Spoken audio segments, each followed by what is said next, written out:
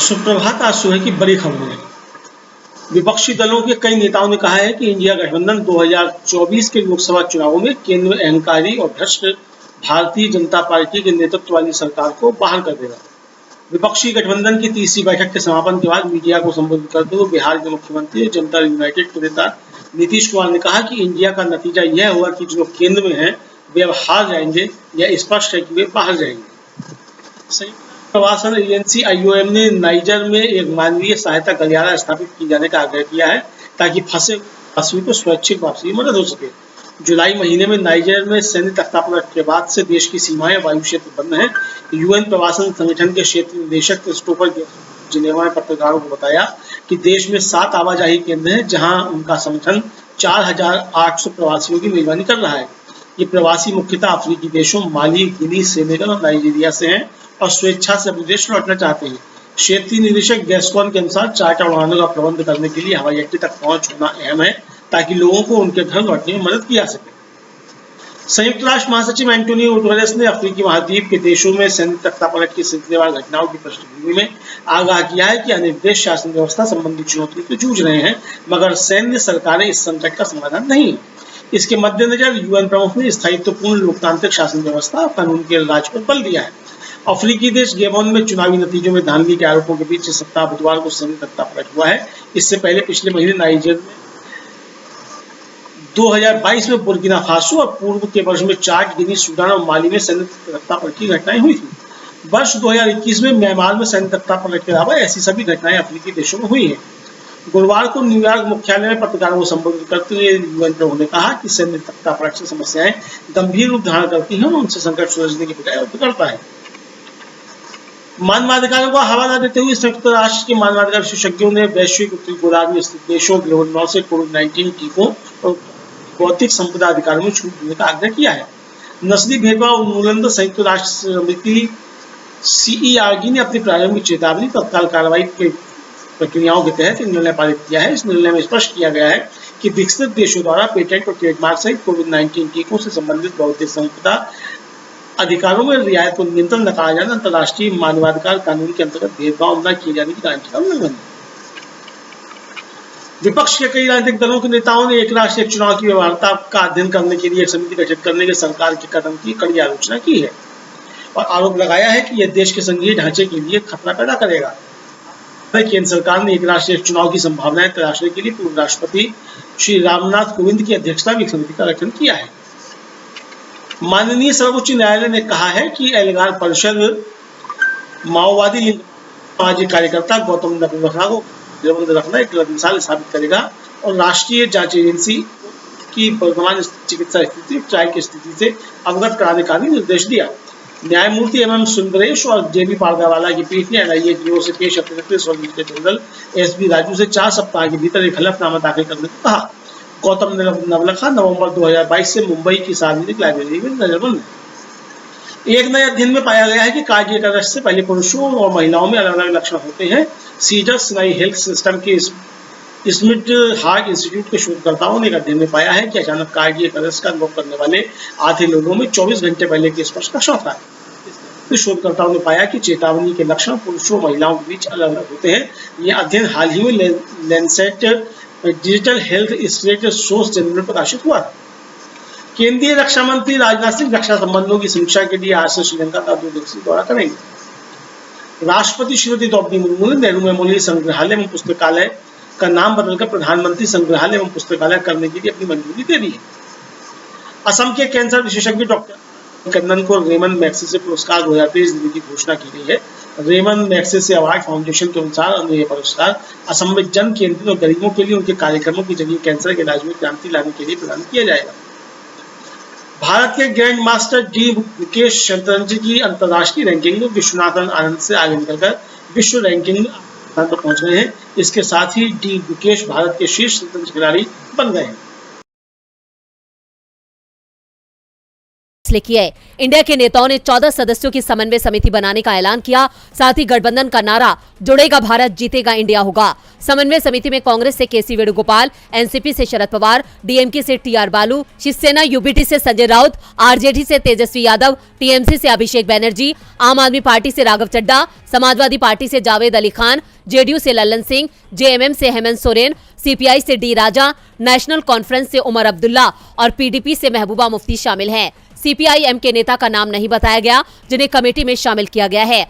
विपक्षी गठबंधन इंडिया ने लोकसभा चुनाव 2024 साथ मिलकर लड़ने का भी संकल्प लिया और एक संकल्प पत्र भी जारी किया गया है जिसमें लिखा है, हम इंडिया के सभी दल जहां तक संभव हो सके आगामी लोकसभा चुनाव एक साथ मिलकर लड़ने का संकल्प लेते हैं। विभिन्न राज्यों में सीट बंटवारे की प्रक्रिया तुरंत शुरू की जाएगी और विचार विमर्श की सहयोगात्मक भावना के साथ इसे जल्द से जल्द पूरा किया जाएगा। हम इंडिया के सभी दल जनता की समस्याओं एवं उनसे जुड़े महत्वपूर्ण मुद्दों पर देश के विभिन्न भागों में जल्द से जल्द सार्वजनिक सभाएं आयोजित करने का संकल्प लेते हैं। हम इंडिया के सभी दल विभिन्न भाषाओं में जुड़ेगा भारत जीतेगा इंडिया थीम के साथ अपने संचार और मीडिया रणनीतियों एवं अभियानों के समन्वय का संकल्प लेते हैं। जुड़ेगा भारत जीतेगा इंडिया। साफ है, अब जल्द ही सीट बंटवारे की बात शुरू होगी। गठबंधन की देश भर में 6 रैलियां होंगी। ये रैलियां कहां होंगी उसकी तारीख जल्द ही सामने आ जाएगी। साथ ही बैठक की अगली तारीख भी जल्द घोषित की जा सकती है। साफ है कि इंडिया गठबंधन अब तेजी से आगे बढ़ रहा है। इंडिया ने एक बार फिर अपनी ताकत का एहसास कराया है। वहीं राहुल गांधी ने भी इंडिया की जीत का दावा किया है। 28 विपक्षी दलों के गठबंधन इंडिया की मुंबई बैठक के दूसरे दिन राहुल गांधी ने मीडिया से बात करते हुए कहा कि पीएम मोदी चीन के मुद्दे पर झूठ बोलते हैं, जिसके बाद बीजेपी खेमे में हड़कंप मच गया है। इंडिया गठबंधन में जल्दी ही सीटों का बंटवारा होगा और प्रचार तेज होगा। बैठक के बाद पत्रकार वार्ता में कांग्रेस सांसद राहुल गांधी ने एक बार फिर पीएम मोदी को अपने निशाने पर ले लिया। राहुल ने कहा कि हमारे प्रधानमंत्री और एक व्यक्ति के बीच की साठगांठ है। हम इस साठगांठ को उजागर करते रहेंगे। $1 अरब हिंदुस्तान से बाहर गया है और फिर देश में आया है। नरेंद्र मोदी गरीबों के पैसे छीनकर 2-3 लोगों तक पहुंचा रहे हैं। यह मंच पर बैठे नेता देश के 60% लोगों का प्रतिनिधित्व करते हैं। हमें लगता है कि इंडिया अलायंस बीजेपी को आसानी से हरा देगा। उन्होंने लद्दाख यात्रा का जिक्र करते हुए कहा कि पैंगोंग झील के पास रहने वालों ने हमें बताया कि चीन ने भारत की जमीन ली है, लेकिन हमारे पीएम झूठ बोल रहे हैं। ये शर्मनाक है। इस दौरान आरजेडी सुप्रीमो लालू यादव ने कहा कि सभी को याद होगा कि कितना झूठ बोलकर बीजेपी सत्ता में आई थी।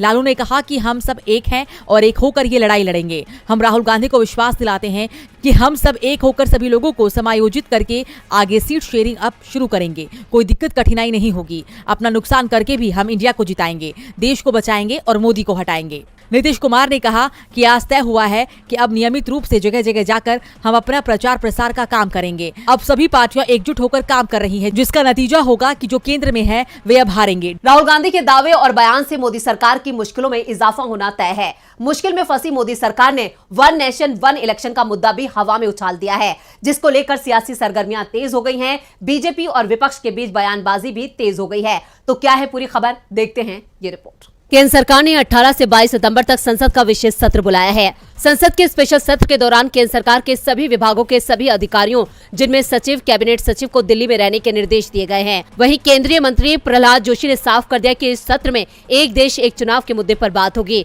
इस पूरे मुद्दे पर विपक्ष जमकर हमलावर दिखा। अब केंद्र सरकार ने इसके लिए एक विशेष कमेटी का गठन भी कर दिया है। इस कमेटी की अध्यक्षता पूर्व राष्ट्रपति रामनाथ कोविंद करेंगे।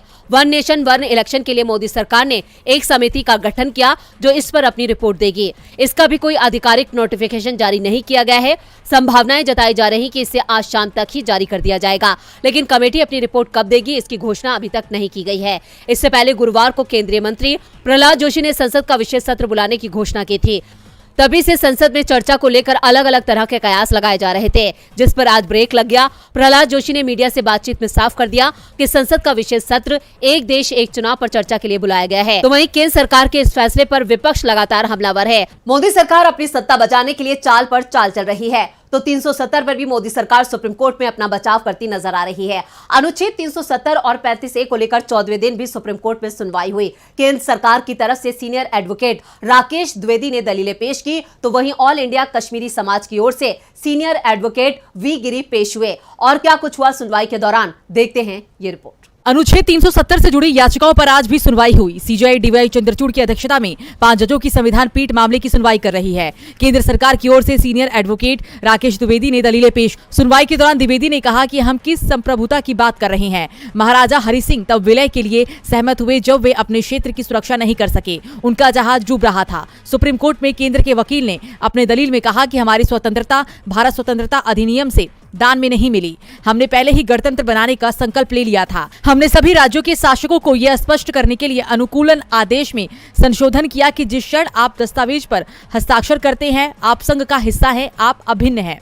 यह हैरानी वाली बात है कि मेरे दाहिनी ओर बैठे मित्र जो लोकतंत्र में आस्था रखते हैं, एक ऐसे ताज के आधार पर स्थायित्व की मांग कर रहे हैं जो कब का जा चुका है। ऑल इंडिया कश्मीरी समाज की ओर से सीनियर एडवोकेट वी गिरी पेश हुए। उन्होंने कहा कि इंस्ट्रूमेंट ऑफ एक्सेशन पर 27 अक्टूबर 1947 की तारीख है। युवराज कर्ण सिंह की ओर से जारी घोषणा देखिए। युवराज के पास पूरा संविधान अनुच्छेद 370 समेत था। एक बार 370 हट जाए और जम्मू कश्मीर का एकीकरण पूरा हो जाए तो किसी भी संप्रभुता का प्रतीक कानून बनाने वाली शक्ति है। कानून बनाने की शक्ति संघ और राज्य के पास है। आपको बता दें कि बीते दिनों केंद्र सरकार ने सुप्रीम कोर्ट में कहा था कि हम जम्मू कश्मीर में कभी भी विधानसभा चुनाव करवाने के लिए तैयार है, लेकिन पहले पंचायत और म्यूनिसिपल चुनाव होंगे।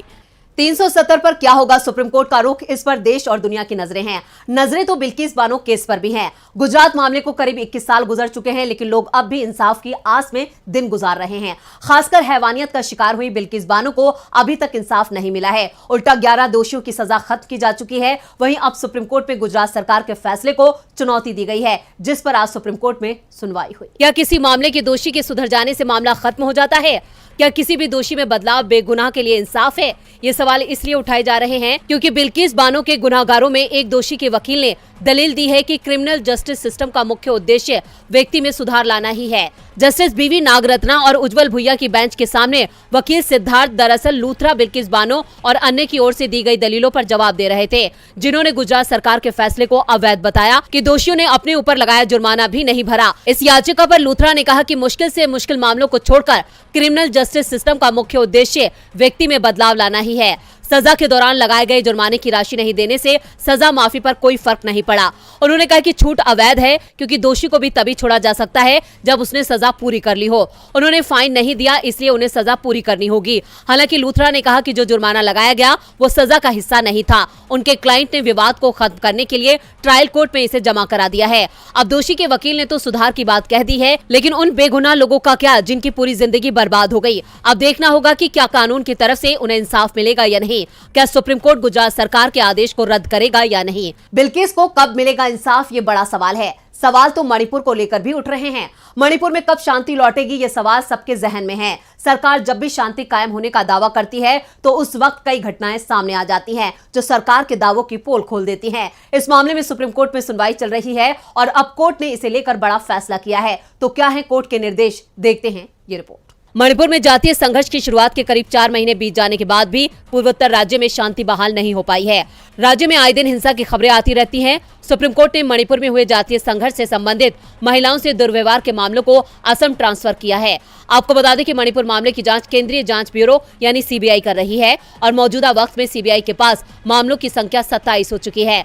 दरअसल मामले की सुनवाई असम में कराई जाने की मांग सुप्रीम कोर्ट के सॉलिसिटर जनरल तुषार मेहता की मांग पर हुई है। मेहता ने कोर्ट में कहा कि मणिपुर में जज किसी न किसी जनजातीय समुदाय से हो सकते हैं। इसके बाद chief justice DY Chandrachud, justice JB Pardiwala और जस्टिस मनोज मिश्रा की पीठ ने गुवाहाटी हाईकोर्ट के चीफ जस्टिस से इसे स्थानांतरित मामलों में प्री ट्रायल चरणों को संभालने के लिए गुवाहाटी में स्थानीय अदालतों को नामित करने के लिए कहा, जिसमें रिमांड के लिए आवेदन, हिरासत का विस्तार, वारंट जारी करना भी शामिल है। ये न्यायिक अधिकारी मुख्य मजिस्ट्रेट या सत्र न्यायाधीश के पद के होंगे और मणिपुर में उपयोग की जाने वाली एक या और भी कई भाषाओं में बातचीत करने में सक्षम होंगे। मणिपुर सरकार के मुख्य सचिव इस न्यायालय के निर्देशों के क्रियान्वयन के समन्वय के लिए आयुक्त या सचिव के पद से नीचे का एक नोडल अधिकारी नामित करेंगे और समिति को अपने जनादेश का निर्वहन करने के लिए सभी साजो सामान और अन्य आवश्यक सहायता प्रदान करेंगे।